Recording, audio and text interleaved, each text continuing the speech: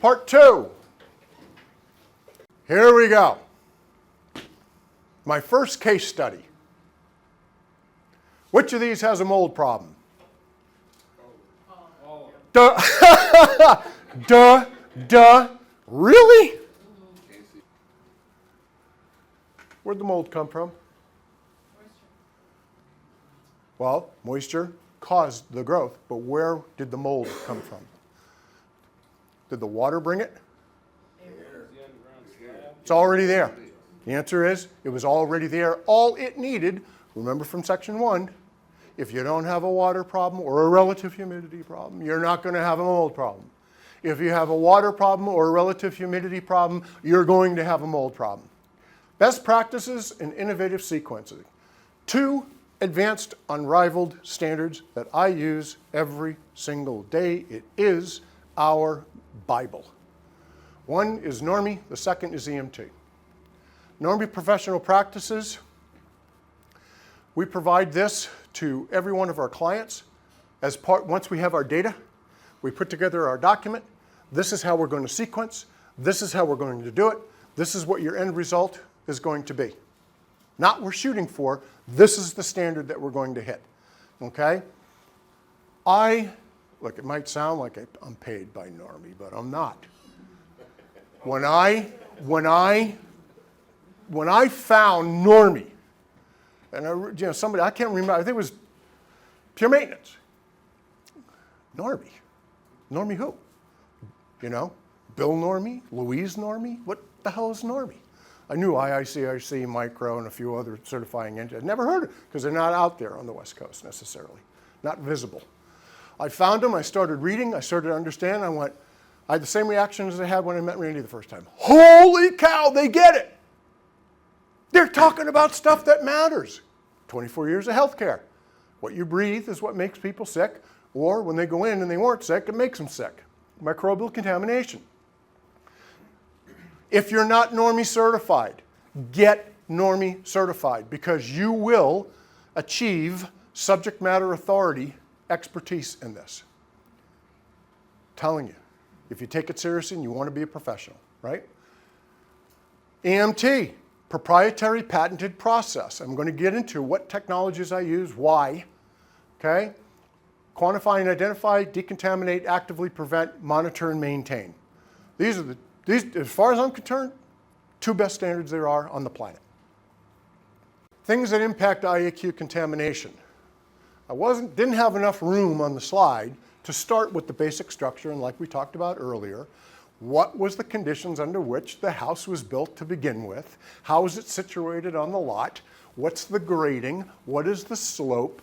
Was the lumber dry or wet? How long did it take to, watertight the structure? There's a big resort in California, in Goleta, just 10 miles north of Santa Barbara, called the Bacara. It was built in 1999-2000. Has 350 rooms. We've worked extensively out there over the years in a multitude of scenarios, whether it be with our stone restoration division or other things. It got condemned, and they had to redo the buildings because in 1999 and 2000, it was a very rainy season, and they built this thing. It sits right on the cliffs of Santa Barbara, California, and 10 years later, they had mold infestation. They had to rip everything out, redo everything from floors, walls, doors, windows, everything, because they built it, right? And everything was soaking wet, and they just buttoned it up. So, the structure itself, the grading, does this house sit where the slope of the grade goes this way, or does it go this way? Is there a big hill behind it where water runoff runs into the building? That is very prominent in California. Houses were not built for a lot of rain. Most of them are slabs. If it's not a slab, it's a crawl space, and none of them have French drains. And they're designed everywhere. And then somebody comes in and goes, I think we need to put lots of landscaping up against here, and they raise the level of the soil so that it covers the slab, and now all of a sudden they created a sponge, right? Okay, everybody, I see lots of, yep, we see that, yep, Yeah, it's a reality. However, also, key important aspects. We talked about this a little bit. The HVAC system. What is it? Does it exist? Is there an air conditioner? Is it just a heating unit? The type of filtration. How many air exchanges? The occupancy. Most people don't realize the number one. In other words, if we did, everybody here knows what the BAMS is, I would hope, right? Before anybody came in here, I run the BAMS 5-minute. I have a total particulate, and then I have a biologic count. All of a sudden, everybody comes into this room. I do a BAMS again, and the biologics go whoop. Why? Because we have 25 people in here going, we have skin going off. We got this. We're sneezing. We got coughing. We got this. We got all of those bacteria. All of that stuff is in the atmosphere, and that BAM's going to detect it. Okay? So, the occupancy and the activity. If this is a college setting, right? You got 300 kids in an amphitheater, getting a history lesson. The amount of biologics that are in there is unbelievable. And it precipitously drops when they leave that hall and go out into the other part of the building. It goes like this. So aerosolized transmissible diseases, right? Okay. Filter rating. Bio makeup, you're right. Who's suffering from a cold? Who has chicken pox? Who has SARS? Right? Because then all of a sudden that's launched into the air and you get sick. It's just a reality. And then moisture levels. Okay? Impact of air conditioning filters on microbial growth and indoor air pollution. Lots of people say, especially ASHRAE, all you need to do is filter. These are things that are published in textbooks. This one, 2019. People all over the globe are looking at this, right? They want to confirm. ASHRAE says all you need to do is filter. Uses MERV, well, it used to be a MERV 11. Now they've dropped that back down to a MERV 8, right? But you're going to filter 99.9% of everything. Really? Including SARS? At best, trapping viruses, maybe 20%. All depends on what is the material, what's the size of the particle, and how fast was that particle going into that filter material. And even then, once this thing starts to get clogged up, you got moisture in the air. What are you creating? Biofilm. How long is that biofilm going to be on that filter, or those particles going to be on that filter? It's inevitable. It's a matter of time before all of a sudden it breaks off, just like a spore in a cubic centimeter, and gets reintroduced into the atmosphere. If you never change your filter, it's a constant contaminant environment. Tools of the trade. Obviously, understanding what's wet versus what's dry is your principal job assessing a building. What's wet, what's dry, what caused it, because that's what you have to solve. This is one of our jobs. This particular reading of 100%, right, on an inside wall, that is inside the house. Right about in there is where that was taken. That is absolutely 100% groundwater saturation. We are on a slab. That water wicks. The amount of water that concrete absorbs is extraordinary. We did an exploratory 3-inch borehole in here. The insulation, soaking, dripping wet. Are you going to dry that out? What do you got to do? Flood cut. Have to. You can't dry it out. Right? Another aspect of this is if that wall, inside wall, had been painted more than 3 times, that's an encapsulation. There's no way you're going to draw that moisture out. If that was a barren drywall, might be able to save it if the insulation wasn't soaking wet. So the amount of water is extraordinary. And again, California, 50 inches of rain 2 years ago, 30 inches of rain last year, 80 inches of rain in total over 2 years. Everything got water damaged. You can also use, what this is a protometer. This is our go-to. We use that. You also have an ATP monitor. You've got a borescope. You've got infrared. We use all of them. This can be very misleading. That's why we always defer to a pin moisture meter reading. We use Protometer MMS3. Seen that before? Yep. That's not a leak, right? This isn't a leak. That's relative humidity. Behind books. Roof leak, plumbing, right? Condensation, crawl spaces, major source of biocontamination into the habitable space, even if the indoor has no water problems. It's called the stack effect. Major source of bioaerosols are perpetually damp, whether it comes from a flood or in the coast of California, relative humidity is always 70%, just like Florida. Relative humidity, anything above 16% moisture on that lumber, right? You got growth, period.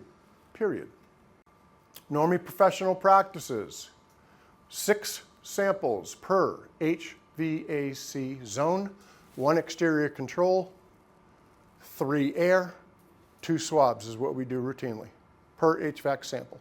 We want a good cross-reference of air versus surface per zone to assess versus outdoor. Routine. I love this quote. Love it. This is from thousands of years ago.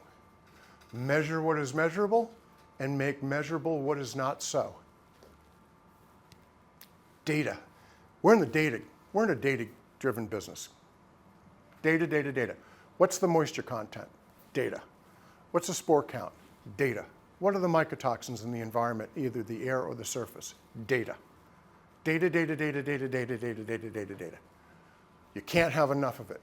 Technological advancements, whether it be procedural and sequence, which is where NORMI is. That's a technological advancement in the industry, far and away downstream than IICRC. They talk about water damage. They don't talk about the stuff that's caused by the water damage that creates the illness.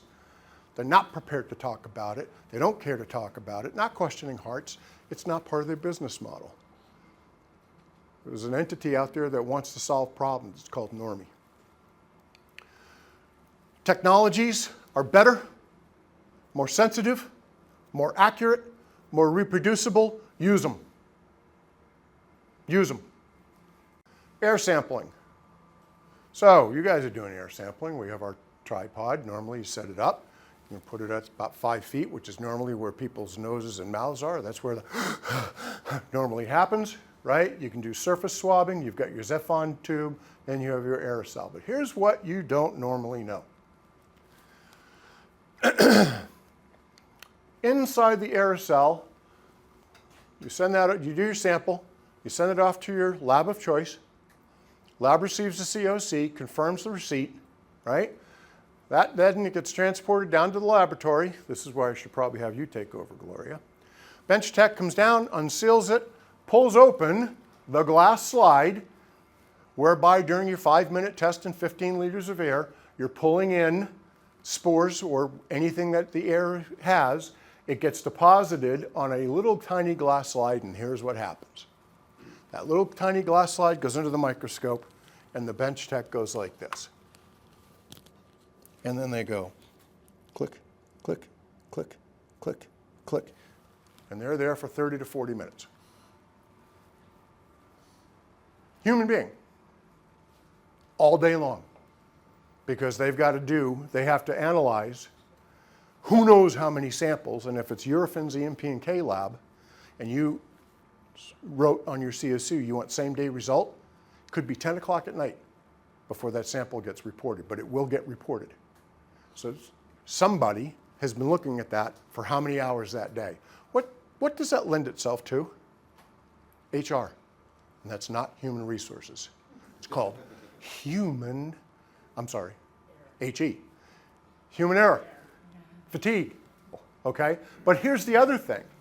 Most of the labs are only looking at best, 30%. It's probably closer to 20%. They don't have the time. I use a lab that looks at 100% of it. I use a lab called SporeSight, okay? This is another case study. Sporesight uses artificial intelligence to scan that little glass slide, and they look at 100% of it. Let me try to put this in perspective for you. So standard labs are like this. Click, click, click, 45 minutes. AI is like having 500 people doing this. Click, click, click, click, right? It's almost instantaneous. It still takes about a 30-minute scan. What they find and what I've found with this, because it's reading 100% of the slide, infinitely more zero-tolerance molds and a much higher count of spores in general by species.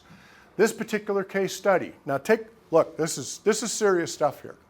Because this is zeroing in on what I'm talking about. Aspergillus penicillium string is an immature Aspergillus penicillium, and they're very clustered, and it's a string because they have a string formation. It looks like a rope, okay? That's now been aerosolized. We have Cotomium. This is an air sample. We have Stachybotrys, okay? Total, so this is the predominantly water-related molds that we found in, you have outside versus the affected bedroom. This was a student housing apartment, University of California, Santa Barbara, private, property managed, 5 roommates, living in this for a year, complaining of mold. Since the day they moved in, the property management company, they had mold growing on the wall, mold growing in the bathroom, mold growing, spray it with bleach, wipe it down, keep your apartment clean. The mom calls, can you do some air testing? My son is really sick. And his roommates. Sure. Go out there. I start talking to mom. Technicians are doing the air sampling and swabbing. Results are 1.7 million spores of Aspergillus penicillium per cubic meter of air. Lot. He's in there for a year. His grades tanked. His athletic performance tanked. He wasn't able to, the mom's son, all the rest of them had different issues. Couldn't formulate sentences. I saw these results. I called the mom. I said, I'm going to make a suggestion. I don't want to be an alarmist. Have your son and roommates gather their belongings and leave that environment. I'm not a doctor. This is an alarming amount of toxicity in this environment. They did. And then I said, let me talk about this. So Sporesight incorporates what's called digital microscopy. Mayo Clinic has adopted that in their microbiology and pathology. It's what they use, period, and they use the Sporesight's parent company for that. Basically, that glass slide is still under a microscope, magnified 400 times, but AI scans it. Then the bench tech, lab personnel goes in and they're looking at this rather than this. They're looking at this rather than this. And they go, yep, that's confirmed. I agree with that scan. This is the actual photo. So our lab reports that we use have the photo depiction of the actual air sample that was in that person's house. How easy is it for me at that point to say, this is what you're breathing? Not Skip saying it, right? It's not just a bunch of numbers. Here's the slide. It's really cool. Technology, advancement, precision, accuracy, reproducibility, use it. It's better. This is what's very, very relevant. And this is why the BAMs, I'm going to tell you the story here in a second, they use it as a smoke detector and Geiger counter. Doesn't have to speciate. Here's why. Fungal contamination of building materials and the aerosolization of particles of toxins in indoor air and associated risk of health, a review. Published in Toxins. Fungi, bacteria, viruses, blah, blah, blah, blah, blah, blah, is the biologic part of the bioaerosol, which forms 50% of all aerosolized particles. We got dust in here. We got skin cells in here. We got bacteria in here. We got virus in here, possibly.